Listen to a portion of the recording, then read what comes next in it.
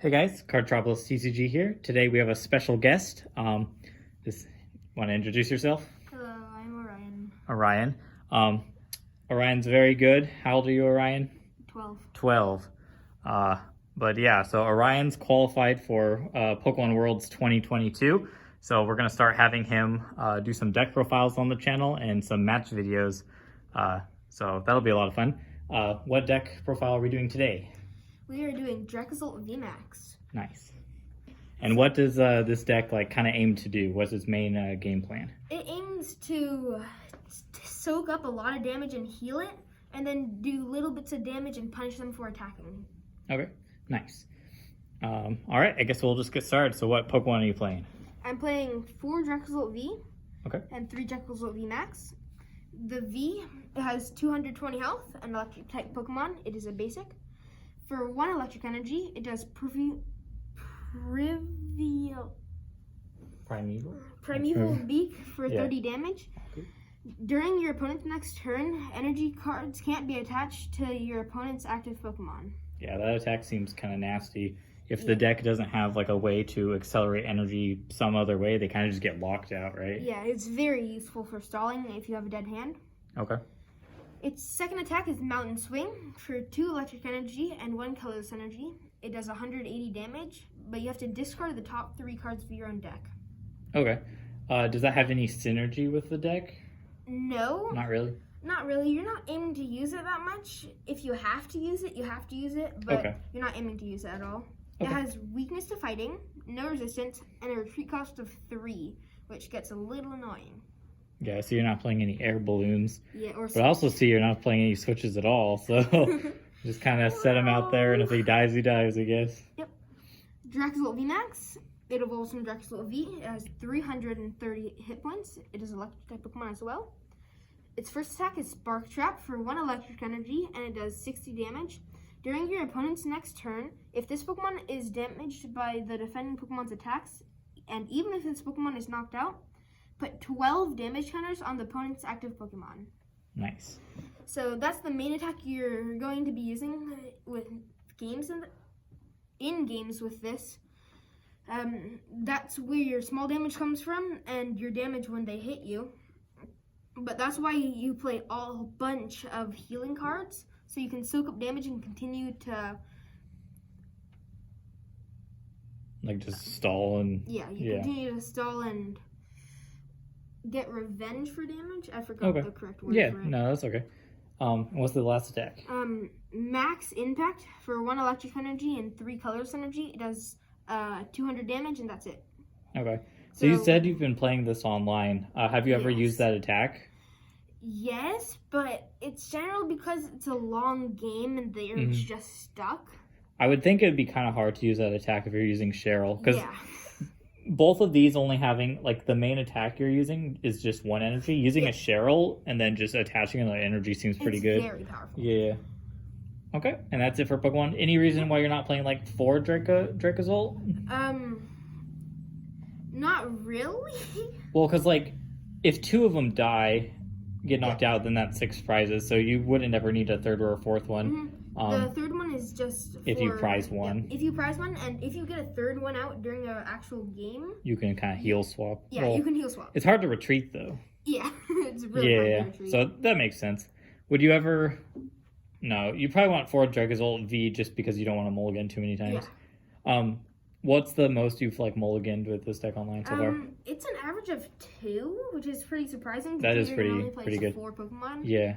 But the most I've ever gotten was 8, and we were just experimenting with 1 Pokemon and a whole deck list of energy. Oh my gosh. Okay. But the most I've ever gotten is 8, so. Okay. All right, next up we got supporters. Okay, so. A lot of 4-ofs and... a lot of 4-ofs and 2 Boss's Orders. Boss's Orders, switch one of your opponent's bench Pokemon with their active Pokemon. It's a gust effect so that you can choose what you want to attack. Mm-hmm. Sometimes you can lock them out too if they bring out something with high retreat cost or no energy on it. They kind of are stuck there unless they have a switch. Definitely. The next up is Kabu. Shuffle your hand into your deck, draw 4 cards. If your active Pokemon is the only Pokemon in play, draw 8 cards instead. Oh, that's pretty cool. Yeah. it is very useful when you only have the one Dracozolt and it's maybe your second turn when you only have one VMAX up with an energy. Kabu gets you a lot of resources that you can use for your next turns. So do you want to probably go second in this deck? Probably. So you can attack first? Yeah. You can attack first, Proverbial Beak, to lock them out of their energy. Okay. And then you'll be able to Kabu and... Is Kabu the supporter you want to see first, usually? Usually, occasionally Marnie. Because if you mulligan too many times? Yeah. Okay. Alright, what do we got next? Next up is Cheryl. So, Cheryl, heal all damage from each of your evolution Pokemon in play. If you healed any damage from any of these Pokemon, discard all energy attached to that Pokemon. Yeah, and we were just talking about it earlier. The main attacks you use only cost 1 energy, so being able to Cheryl and just reattach an energy and just continue attacking seems pretty strong. Yes. Next up is Marnie. Marnie, each player shuffles their hand and puts it on the bottom of their deck. If either player put any cards on the bottom of their deck in this way, you draw 5 cards and they draw 4. Do you like Marnie just because of the disruption element, or mostly because you want to save some cards for later? It's a little bit of both. Both? Okay.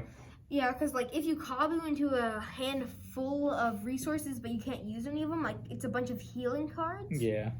I mean, although that's good, but you don't have any energy, so maybe you'll want a Marnie. So you don't like, yeah. So there's there's not really much discarding going on. The only discarding is, I would say, Cheryl. And you're just trying to save all your resources. Do you like getting Marnie used against you in this deck?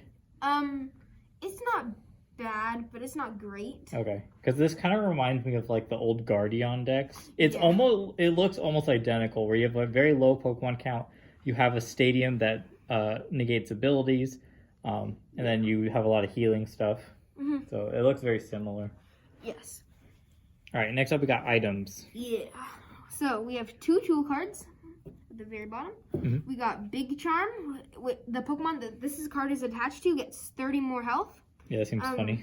Yeah, a little bit more tankiness on our Dracozolt. Is that mostly just for certain matchups that can one-shot the 330? Yeah. Okay. So, Rapid Strike Urshifu is one where it can do Gale Fist for 300 damage, and if it has a couple Inteleons, it can ping you. Yeah, so that would make it harder. Okay. Nice. Tool Jammer is there for Decidueye and just general stops. Okay.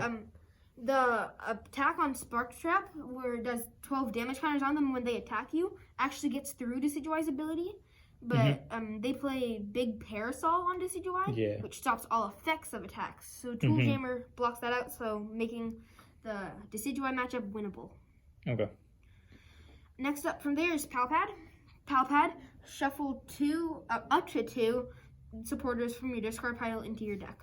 That seems like it would be mostly used on like Cheryl and Boss's orders. Yeah, Cheryl, Boss's orders, sometimes Kabu and Marnie if you just don't want to deck out or something. Yeah. Okay. It's really nice just to recycle your resources over and over again. I've been playing like one Palpad in most of my Pokemon decks like recently, just for that reason. Next up from there is Pokegear 3.0. You can look at the top 7 cards of your deck. Any supporter cards you can find there, you can choose one and put them into your hand and then shuffle your deck. The one card is useful for like if you don't have a Cheryl but you have a bunch of Pokegears, or if you have a good hand to get a Kabu or a Marnie, or even if you need Boss, it can get any of them. Yeah, it does seem to add a lot of consistency to the build. Also, it allows your like turn 1 to like, that's a lot of Kabus. This is like almost kind of like 8 of them almost. Yeah. But yeah. Okay. What Lucky Ice Pop? I actually don't know what that one does. Really? Yeah, I don't know what that one does. It's hilarious. Okay, so what Lucky Ice Pop does, heal 20 damage from your active Pokemon. Okay. If you healed any damage in this way, flip a coin. If heads, put this Lucky Ice Pop into your hand instead of the discard pile. Oh my gosh. Okay. Yeah, so you heal 20 from active, flip a coin. If heads goes back to your hand, you don't have to use it instantly, but as long as you're lucky, you can continue using it indefinitely. Nice. It's really nice. Okay. Moo Moochie is right above it. Heal 30 damage from 2 of your Pokemon that have energy attached. Does it say up to 2 or just 2? Up to 2. Okay, so even if you only have 1, you can still heal 30. Yeah. Okay. But it has to have energy attached. Yeah. So that's easy though. Yeah, you only need 1. You shouldn't use more than 1. Yeah. The only case you wouldn't have if you don't draw into any, or if you just Cheryl and you don't have 1 in play. Yeah, it seems unrealistic to just not draw into any when you have 10. Like that seems somewhat low. Yeah. Right above it is Potion. Potion, heal 30 damage from one of your Pokemon. That's pretty much it. Just a bunch of healing cards to get the tankiness going. From there is Evo Incense. Evo Incense help you get out your Dracozolt VMAX consistently. You'll be able to get out the V because... you have to start with 1. You have to start with 1. But the Evo Incense is what you need to get the VMAX consistently. Okay. So I don't remember the exact wording on it, but Hyper Potion, do you have to discard 2 energies? Yes. Okay. If you have no energy, you don't have to discard them. So it's heal to 120, and then if you healed any damage, discard 2 energy from that Pokemon. But you don't have to discard in order to affect. Is there a reason you're not like playing that? Because that you get rid of the energy anyway. It's kind of like half Cheryl. I've thought about it, okay, but you're wasting too much energy, and in this particular, or not wasting, but you're using a lot of energy for consistent attaches on one particular Pokemon. In this deck list, I do not, but it is a possible one if you want to go with a more energy heavy or energy retrieving sort of build, where you use energy retrieval possibly. Okay. Or even training court. But Cheryl is all the discarding you're gonna get, besides just retreating. The potion, the Moochies, and the Ice Pop. So say your opponent like damages you, right? If they're gonna 2-shot you, then the Cheryl will heal you back, and they can't finish you off. But which attacks are you healing to where like those are enough? Say you have a potion, a cheese, and a lucky Ice Pop. That's only 80 damage. How many decks are doing like that, like low? So Eternatus is a tough one for this, and so is Rap Striker Shifu and Single Striker Shifu. But it has decent matchups against a lot of decks. So the halfway point is, I would say 170. If they do 170 or Sazation doing 230 damage. So in the 200s or in the high teens. So like that's when you would Cheryl. Yeah. Whereas you try to save your Cheryl and use like 3 or 4 of these in a turn or something. Definitely. Okay. If I have Kabu, Cheryl, and then a bunch of healing things, and there's only 200 damage on my Dracozolt, I say only. You use all the healing cards, and then I'd Kabu personally. Some people might Cheryl and just attach an energy. Yeah. But I would try to heal as much as possible and Kabu, because that's how I like to play personally. It's a matter of how you want to play it. All right, next up we got the infamous new stadium that a lot of people are playing and that a lot of people are complaining about. It was in our last tournament that we held at the store, that was like the #1 card that I heard it just destroyed people. Like they just got locked out. So explain to us this one. So it's Pass to the Peak Stadium Trainer card. Pokemon with a rule box in play, both yours and your opponent, have no abilities. So rule boxes are any Pokemon that have special effects or you can take extra prizes. It's in the bottom right hand corner of the card usually. So here and here. V and VMAX, you take 2 or 3. That is the V rule or VMAX rule. GX cards has it, you take 2. EX cards have it, you take 2. Prism cards have it because you have to send it to the Lost Zone. So anything that's irregular or you can take more than 1 prize just off of knocking it out, no special effects, has no ability. And that's locking out a lot of abilities and draw engines. The biggest thing it locks out is Crobat. Because if you put that out like turn 1, like your opponent can Crobat turn 1 and then you put that out and they can't Crobat anymore. Yeah. So, yeah. Unless they knock it out, they can't Crobat, they can't Dedenne, whatever they're trying to use. If it's a Rulebox Pokemon, no abilities. All right, next up we got energy. So we got some special energy and some basic energy. So for speed energy, what speed energy does is, as long as this Pokemon card is attached to... As long as this card is attached to a Pokemon, it provides electric energy.